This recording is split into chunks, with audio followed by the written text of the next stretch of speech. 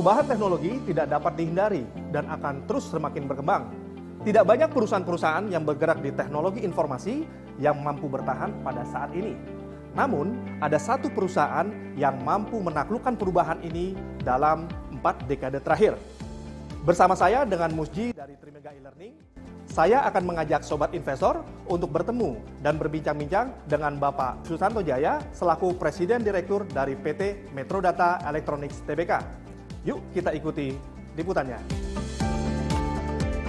Selamat pagi Pak Susanto. Selamat pagi, Musji. Ya, terima kasih Pak atas waktu yang diberikan untuk saya dan Sobat Investor. Welcome. Bagaimana Bapak bisa menjelaskan mengenai kapan perusahaan ini didirikan dan bagaimana sejarahnya perusahaan Metrodata menjadi perusahaan yang terintegrasi? Metrodata Group itu lahir 25 April 1975. Kami beruntung menyandang nama Tbk menjadi perusahaan publik itu pada tahun 1990, di mana kami listing di 2 bursa saat itu, Bursa Efek Jakarta dan Bursa Efek Surabaya. Ya. Sejak kami berdiri, visi para pendiri itu adalah menjadi perusahaan yang terpercaya. Sehingga pada tahun 2013 kami meluncurkan corporate culture yang baru, yaitu ada 3 pilar: integrity, professionalism, dan entrepreneurship. Dan satu hal lagi yang penting, di dalam penilaian semua sumber daya manusia Metrodata ada KPI human capital yang disebut dengan inovasi. Ya. Inovasi menurut pengertian kami adalah mencari cara yang lebih baik untuk menghadapi tantangan yang baru, atau bahasa yang singkatnya finding better ways to address new challenges. Jadi semua karyawan itu wajib melakukan inovasi baik dari yang kecil sampai yang berdampak yang luas, sehingga akan nanti kami pilih dari beberapa mendapatkan award dan akan diimplementasikan di perusahaan, sehingga semua karyawan berpartisipasi dalam rangka atau mencari cara lebih baik untuk menghadapi tantangan yang baru. Gitu. Jadi saat ini produk dan jasa apa saja Pak yang ditawarkan oleh perusahaan? Sejak berdiri Metrodata pertama kali itu mensuplai continuous form, jadi sangat sederhana. Kemudian kami berkembang, dimulai dengan bisnis yang namanya distribution business, yaitu mendistribusikan hardware kepada para dealer, reseller gitu. Ya, jadi itu adalah bisnis pertama kami, dan sampai sekarang itu sudah memegang 90 merek. Nextnya kami mengembangkan 2 bisnis baru, yaitu yang namanya solution business, itu sebenarnya direct selling kepada end user para corporate, dan consulting business, yaitu membuat perusahaan run better. Itu kira-kira adalah produk dan jasa yang kami tawarkan di teknologi informasi dan komunikasi. Untuk komputer hardware, Pak, apa saja yang dijual oleh Metrodata, Pak? Sebenarnya itu berbagai varian, yaitu yang pertama PC and notebook yang paling banyak dipergunakan oleh masyarakat. Kedua, printing and peripherals. Ya. Ketiga, ada networking. Ya. Keempat, ada yang disebut surveillance, kayak seperti CCTV dan segala, tapi yang smart. Ya. Berikutnya lagi ada yang disebut gaming and accessories gitu. Kemudian ada server and storage dan surveillance. Mungkin kami mewakili kurang lebih 75% dari merek-merek terkenal di dunia seperti Asus, Acer, Epson, Lenovo, Hewlett Packard, Dell, Cisco, Oracle, dan Microsoft dan lainnya sebagainya. Dalam bisnis consulting ini, apa yang ditawarkan perusahaan kepada customer, Pak? Sebenarnya moto Metrodata, we want to help our customer, the company, to run better. Ya. Jadi yang pertama kali sebenarnya banyak perusahaan yang punya bisnis yang bagus, itu tidak terintegrasi dan tidak punya sistem yang beroperasi secara integrated sehingga bisa berjalan lancar. Yang kami sebut dengan namanya ERP. Jadi ERP sebenarnya dari supply, dari material, dari production, dari sales, accounting, finance, general affairs, itu semua sistem integrated sampai ke back end, sehingga menghasilkan suatu laporan keuangan dan laporan-laporan lainnya menjadi yang sangat berguna bagi manajemen.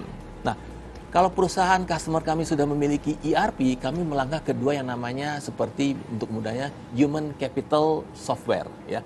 Jadi banyak perusahaan yang istilahnya dalam rangka rekrutmen, kalau karyawan bayangkan kalau ada 10.000, itu berapa, ada 2.000 pelamar aja susah setengah mati kan. Nah, itu human capital software itu bagi dari rekrutmen, onboarding, terus ada lagi goals and performance bagi karyawan yang sudah masuk dinilai diapresiasi, dan juga succession. Semua ini kami tawarkan namanya human capital software yang disebut dengan SCM. Ya, itu membuat perusahaan tuh kalau misalnya rekrutmen, even seperti kalau kita merekrut karyawan, Bapak approval-nya nggak usah harus datang physical lagi. Itu bisa on mobile.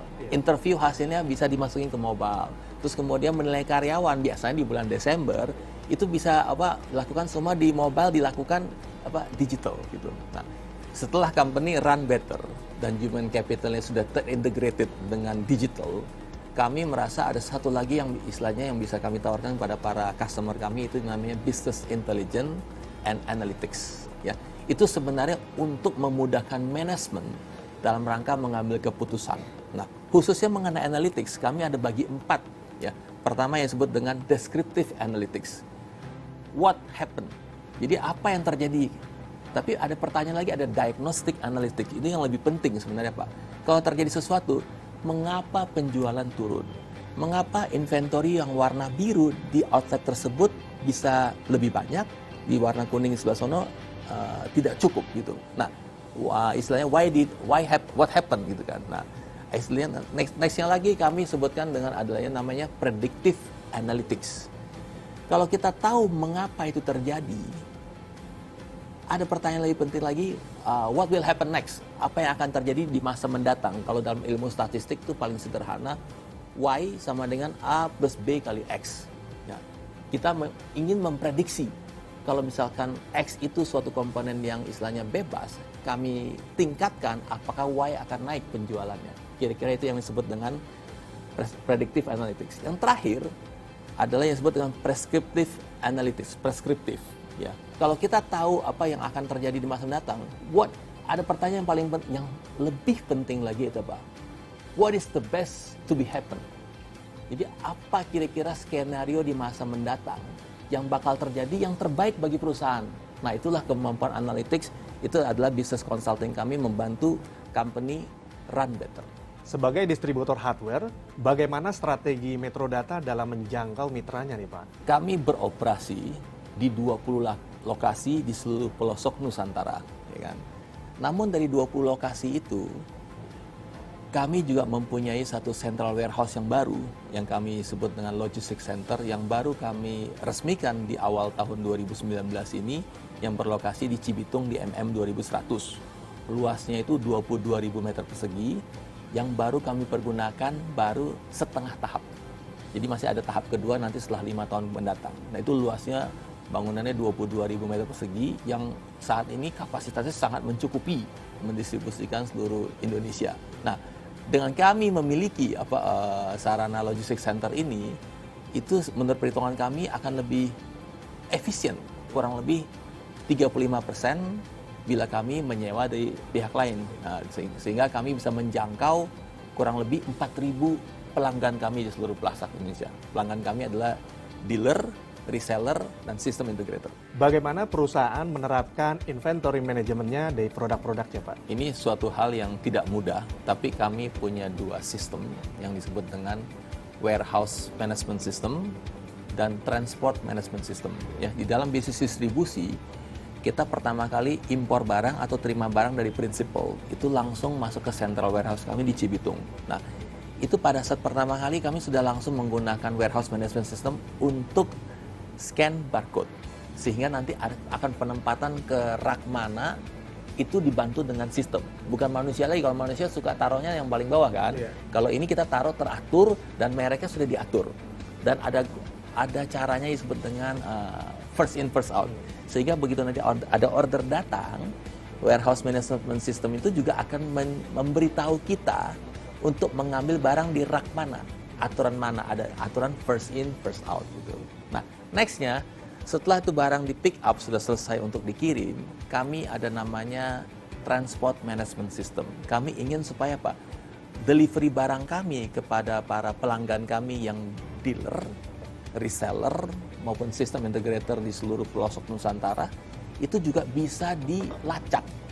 Sehingga ada routing logika routingnya supaya ini ngirimnya kemana, timing yang kemana, dan bisa di-track. Para pelanggan kami, tentunya dealer, reseller, bukan end user, itu bisa melihat barangnya sampai di mana. Karena yang menjadi pertanyaan sekarang dalam logistik itu selalu barangnya sudah sampai di mana. Nah, itu ada 2 sistem kami membantu. Dan satu lagi, kami hadir juga menjadi store in store di Modern Channel. Jadi seluruh Modern Channel di Indonesia itu sebagian besar untuk barang-barang IT itu Metrodata bergerak di sana. Nah, kita punya sistem namanya store in store sehingga kita bisa kalau terjadi penjualan di beberapa outlet itu kita tahu penjualan telah terjadi walaupun di sistemnya Modern Channel kami tahu.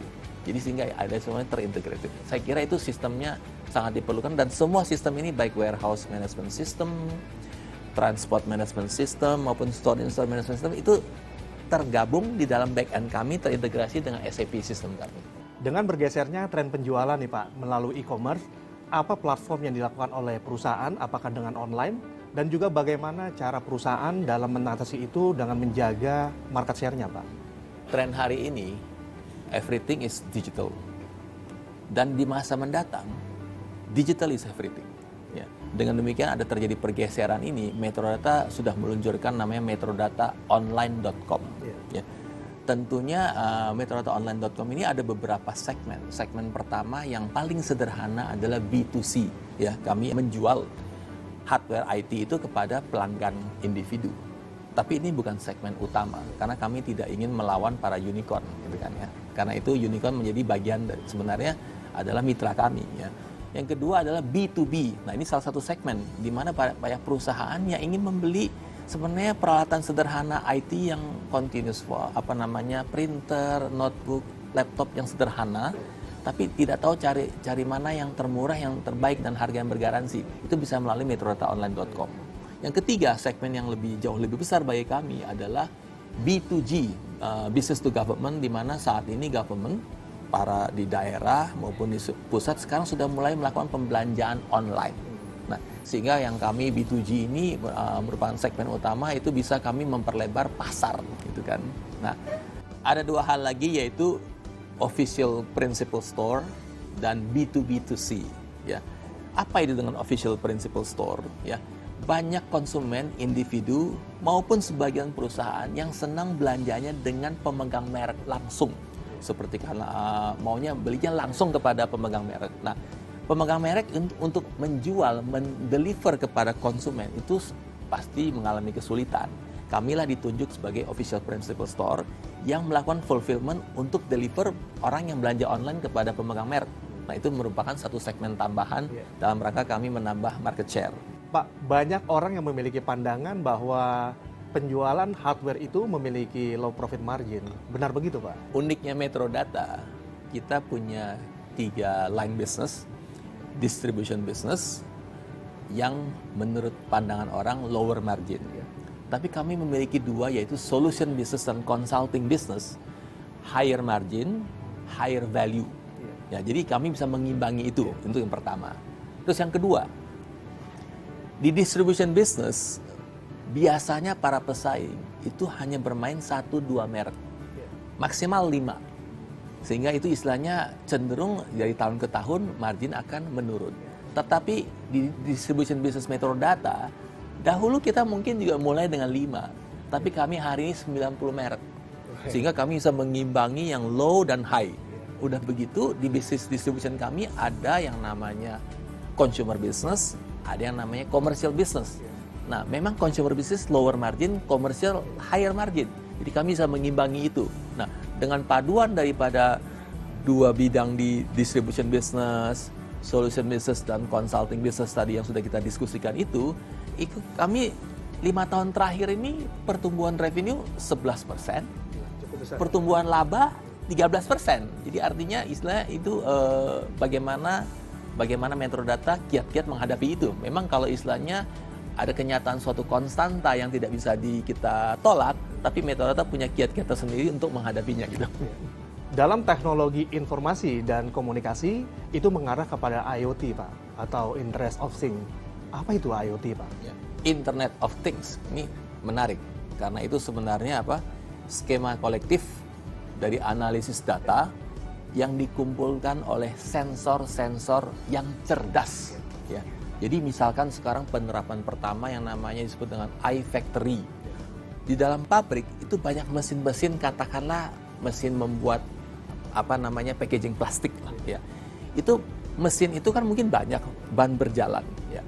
mesin itu sebenarnya hari ini punya suatu kita tanamin sensor. Itu semua bisa dibaca di iFactory. Jadi hasil yang dilakukan tentang penggunaan listrik, terus kemudian tentang pencahayaan, output yang keluar berapa. Dulu hari ini dicatat oleh manual, sekarang bisa di war room. Jadi di iFactory war room itu luar biasa. Nah, nextnya lagi seperti IoT itu penggunaannya namanya iHealthcare. Ya, bagaimana iHealthcare? Mungkin terbayang nggak suatu rumah sakit yang beberapa lantai, hari ini ada dashboard di nurse gitu, bisa tahu hari ini para perawat mana yang sedang bekerja dan shift yang mana. Nah, perawat ini kemudian dialokasikan di lantai berapa, untuk ruangan kamar berapa dan pasien yang mana. Itu hari ini bisa dibaca dengan kalau ada namanya IoT. Kemudian pada saat misalkan pasien memencet bell, itu suster biasanya datang, nanya ada masalah, atau kadang-kadang suster datang rutin cek, membawa kertas, berapa tekanan darah, berapa yang disebut dengan denyut jantung, berapa yang disebut dengan tensi, suhu badan gitu. Itu menandakan kehidupan. Hari ini karena sudah dipasangin sensor, begitu pasien pencet bel atau dokter mau mengunjungi, itu sudah ada di dalam tabletnya. Hari ini pergerakan tensi, suhu badan dan kemudian tekanan darah semua sudah ada, sehingga dokter diagnosa terapinya lebih mudah, lebih integrated. Nah, itu contoh penggunaan IoT yang akan membuat kualitas kehidupan manusia menjadi lebih baik. Bisa Bapak sebutkan contoh-contoh produk dari IoT ini yang dimiliki oleh perusahaan, Pak? Kita punya show floor di APL Tower lantai 42, bisa dilihat bahwa kami memiliki yang disebut dengan edge sensor, ya, network infrastructure, gateway, aplikasi yang terhubung, dan termasuk penyebaran artificial intelligence. Ya. Jadi ini semua itu mendukung bagaimana supaya penerapan IoT di Indonesia itu bisa berjalan. Tentunya ini masih pada tahap-tahap awal bagi bangsa Indonesia. Menurut Bapak, apakah IoT yang ada di Indonesia ini sudah selevel dengan negara-negara tetangga seperti Malaysia atau Singapura, Pak? Dan bagaimana untuk mengimprove-nya tuh, Pak? Saat ini kita belum selevel, terutama dengan Singapura. Kalau dengan Malaysia mungkin agak dekat. Ya. Makanya kami hari ini ditunjuk oleh Intel untuk memasarkan yang namanya IoT Market Ready Solutions. Apa itu IoT Market Ready Solutions? Adalah sebenarnya Pak, solusi-solusi yang menggunakan IoT yang sudah diterapkan di beberapa negara maju, seperti di Asia, di Taiwan, di China, dan di beberapa negara lain, termasuk mungkin di Amerika dan Eropa. Nah, mereka sudah punya namanya Market Ready Solutions yang siap untuk ditawarkan di Indonesia. Dan kami juga mengadakan yang disebut dengan Open Vino. Apa itu Open Vino? Yaitu kami undang para developer supaya memperbanyak market ready solutions yang bisa ditawarkan kepada Indonesia, sehingga kalau mereka datang kepada acara kami dianggap Intel bagus, diadopsi, diperbagus, dan diproduksi massal. Dan saya kira itu akan membantu meningkatkan penerapan IoT di Indonesia. Bagaimana perusahaan memastikan produk knowledge dari human resource-nya, Pak? Ini ada dua hal. Hal pertama tentunya dari supply. Ya. Tentunya kita mengerti bahwa hari ini di Indonesia ini supply daripada tenaga IT ahli itu memang kurang dan mungkin kadang-kadang langka. Ya. Maka suka nggak suka kami itu akan mencetak tenaga-tenaga ahli tersebut. Itu dengan yang maksud yang muda itu kami rekrut dari kampus. Termasuk kami punya program yang namanya trainee program, di mana yang orang yang baru masuk itu kami didik di kelas itu kurang lebih 3 bulan. Nah, setelah 3 bulan baru diterjunkan kepada di lapangan. Sehingga orang yang terjun ke lapangan itu sudah dibekali dengan pengetahuan-pengetahuan dasar, umum, manajerial, dan hal-hal yang lain yang teknisnya biar nanti di lapangan. Itu adalah hal pertama. Hal kedua, bahwa di dalam organisasi kami itu ada yang namanya sales, ada yang namanya produk. Jadi kalau misalkan kami pertama kali beroperasi itu 5 produk, maka ada 5 product manager. Kalau kami beroperasi 90 merek, kurang lebih lah biar mudah, maka ada 90 product manager di mana masing-masing menguasai produknya sangat dalam, deep. Tetapi yang menguasai produk ini tentu nggak kenal dengan customer. Kalau hanya tahu produk teknis, tidak kenal customer, percuma. Maka ada orang sales yang menangani account sales. Katakanlah dia hanya punya 3 account atau 5, kalau customer kecil mungkin 10 sampai 20. Nah, setiap berkunjung customer atau melakukan suatu solusi, itu sales ditempel oleh produk sehingga datang ke customer lengkap. Dan tidak mungkin ada satu orang yang bisa menguasai semuanya, sehingga kalau misalkan hari ini ada sales datang produk A, besok ke customer 2 sales dengan produk B dan C, sehingga mereka berintegrasi, berkolaborasi. Kira-kira itu adalah apa kiat-kiat kami. Di bidang jasa IT consulting ini Pak, bagaimana perusahaan itu menganalisa kebutuhan customer nih Pak? Banyak orang lebih pendekatannya produk centric, sehingga kalau ada customer, ada kebutuhan, itu dijadikan dengan produk yang keahliannya A, B, C, D. Belum tentu diinginkan oleh customer. Kalau kami berbeda, kami lebih kepada solution centric. Bagaimana itu? Pelanggan, kami analisis dulu pain point-nya di mana. Apa kesulitan, apa yang istilahnya dirasakan oleh para customer itu dalam rangka bisnis mereka ini, mereka problemnya apa saja sih? Sehingga sudah kami petakan, oh kami datang dengan solusi ini yang jitu. Karena apa? Ada juga yang kita datang dengan produk centric, customer tidak butuh, sehingga membingungkan. Hal yang kedua, digital experience. Ya, jadi pengalaman, tapi disertai dengan digital. Karena banyak customer sekarang apa? Customer-nya satisfied apa enggak? Menurut para CEO, customer dia 90% satisfied. Kenyataannya 30%. Itu gap-nya jauh kan, antara 30 dan 90. Sehingga para pelanggan yang kalau punya digital experience solutions, itu para customer daripada customer, itu setiap saat bisa disurvey dan itu live. Sehingga memberikan jawabannya yang lebih tepat, sehingga para pengambil keputusan di perusahaan itu, di pelanggan itu bisa tahu apa yang lebih baik. Tapi tidak hanya customer experience, yang salah satu yang penting adalah employee experience. Kenapa? Karena employee yang happy akan membuat customer Anda jauh lebih happy dibandingkan kalau employee yang tidak happy kan. Sehingga banyak perusahaan juga tidak tahu. Nah, kami employee experience-nya itu live. Tidak setahun sekali atau malah dibahasnya tahu masalah tidak di action. Nah, kalau ada experience itu ada masalah bisa cepat diambil di action. Tapi tentunya yang penting harus ada action juga. Produk dan layanan Metrodata itu cukup bervariatif Pak. Dan bagaimana strategi perusahaan dalam meretain customer-nya Pak? Nah, ini suatu hal yang sangat menarik ya. Kami belah ke dalam bisnis distribusi, sama satu lagi solution sama consulting. Di bisnis distribusi kami punya loyalty program yang disebut dengan Metrodata Incentive Trip. Ya, jadi sebenarnya para dealer dan reseller kami, termasuk sistem integrator, itu kami ajak keliling dunia berdasarkan poin-poin tertentu. Nah, itu untuk supaya dia bisa mendapatkan satu seat, katakanlah hari ini destinasinya ke Roma, ya, dia butuh misalkan 5.000 poin, dia mesti banyak belanja dari Metrodata, tidak hanya Epson, mungkin Asus juga, atau Lenovo dan IBM dan lainnya, sehingga mereka cenderung ingin mengumpulkan poin itu supaya mendapatkan seat tersebut. Nah, itu kami anggap suatu retain customer. Nah, di bidang solution sama consulting, ada 2 hal yang utama. Yang pertama, ini ada di bidang bagaimana kami istilahnya sebenarnya ada acara namanya Metrodata Solution Day. Kami sudah selenggarakan 15 tahun berturut-turut, di mana sebenarnya kami memberikan teknologi update buat bangsa Indonesia. Yang hadir itu kurang lebih 1.500 dari sisi corporate. Ya, jadi 1.500 baik pelanggan maupun calon pelanggan datang ada satu harian, di mana setengah hari pertama awalnya kami buka dengan keynote. Keynote baik dari Metrodata maupun keynote dari para prinsipal-prinsipal ternama yang sesuai dengan tema. Ya, jadi setiap tahun tuh temanya berbeda. Yang sore hari itu track session, di mana orang bisa memilih sesi-sesi mana yang dia mau masuk kelas yang lebih dalam, yang lebih spesifik.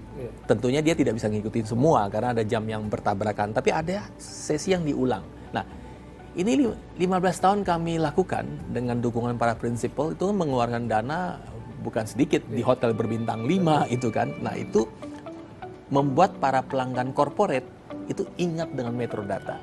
Dan pada saat itu dengan kami ada update, banyak perusahaan-perusahaan yang bukan, oh hari ini saya ada kebutuhan ini, rupanya sudah ada solusinya. Mereka akan datang ke Metrodata. Nah, di luar itu kami ada update yang bersifat kecil-kecilan, tidak berupa Metrodata Solution BI, ya kan?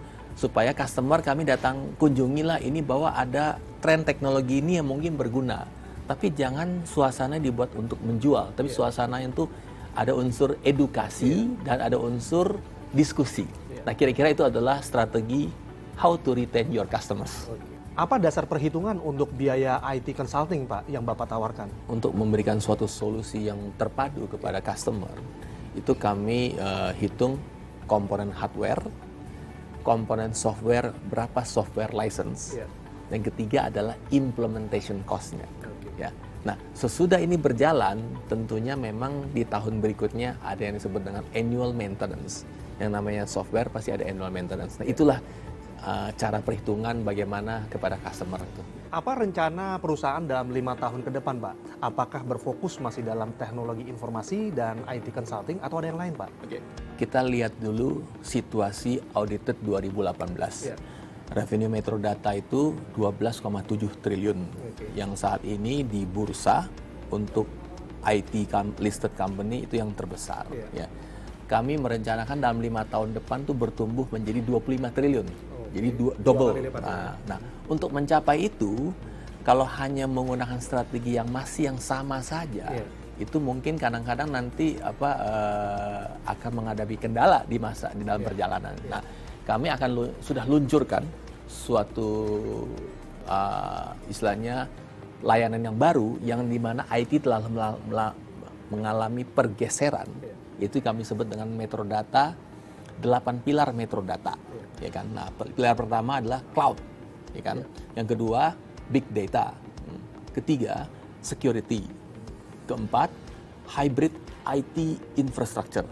Jadi hari ini terjadi hybrid itu. Keempat, business application akan menjadi salah satu tumpuan yang memang yang sudah ada dan ke depan akan sangat berarti karena banyak orang perlu application, ya. Yang kemudian digital business platform. Jadi kita membantu pelanggan digitize, ya kan. Dan dua yang terakhir adalah consulting advisory services, dan terakhir bila pelanggan mengalami kesulitan sumber daya, kami tawarkan managed services.